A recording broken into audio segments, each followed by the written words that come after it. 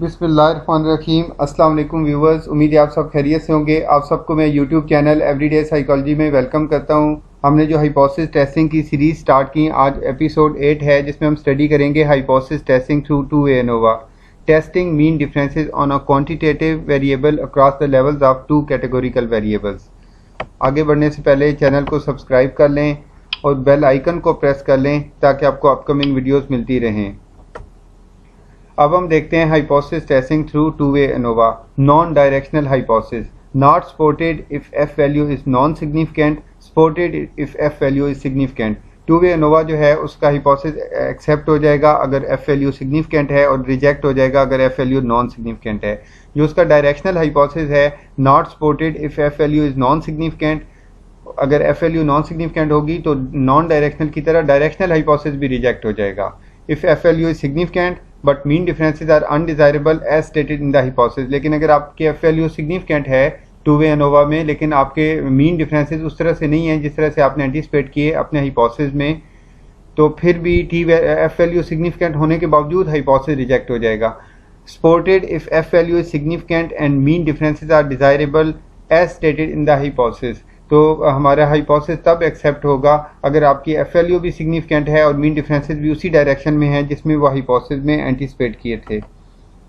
ये हमारे पास वही नॉन डायरेक्शनल और डायरेक्शनल हाइपोथेसिस की कंडीशंस हैं कि किन कंडीशन में वो सपोर्ट होता है, किन कंडीशन में नॉट सपोर्टेड, और ये हमारे पास एसपीएसएस की टू वे एनोवा की आउटपुट है।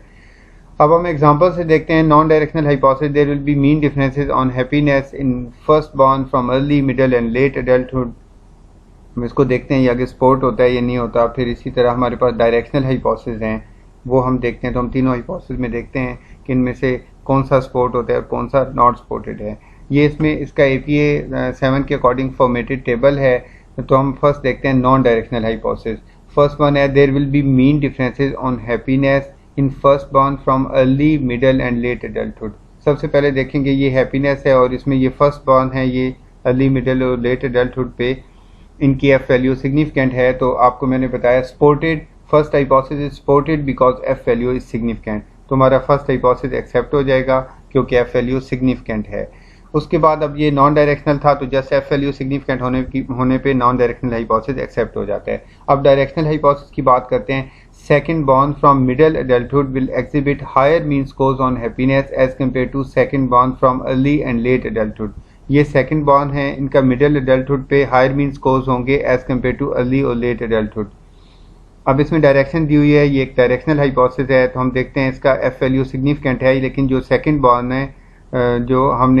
बॉर्न है उनके मिडिल एडल्टहुड के एंटिसिपेट किए थे कि स्कोर हायर होंगे, लेकिन इनके स्कोर जो हैं अर्ली एडल्टहुड के इनफैक्ट ज़्यादा हैं, सबसे मिडिल से भी और लेट एडल्टहुड से भी। तो अब not supported, second hypothesis is not supported because F value is significant but mean differences are undesirable. जो मैंने अभी बताया कि एफ वैल्यू अगर टू वे एनोवा की सिग्निफिकेंट भी हो लेकिन मीन डिफरेंसेस अगर डिजायर्ड डायरेक्शन में हो तो तब भी ना हो तो तब भी आपका डायरेक्शनल हाइपोथेसिस रिजेक्ट हो जाता है, जैसे कि ये सेकंड हाइपोथेसिस है। अब हम थर्ड हाइपोथेसिस देखते हैं। लास्ट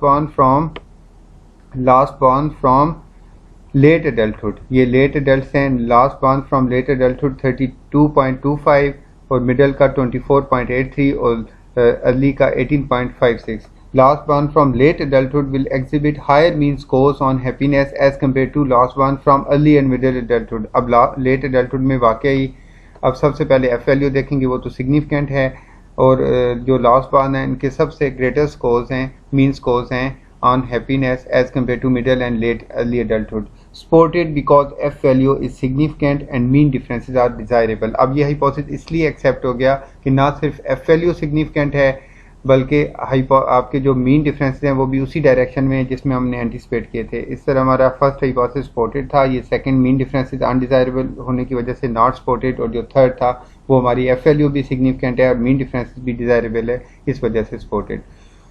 होप सो आपको टू वे एनोवा के थ्रू अपना हाइपोथेसिस को टेस्ट करने में मदद मिलेगी। अपना बहुत सा ख्याल रखिएगा। अल्लाह हाफिज़।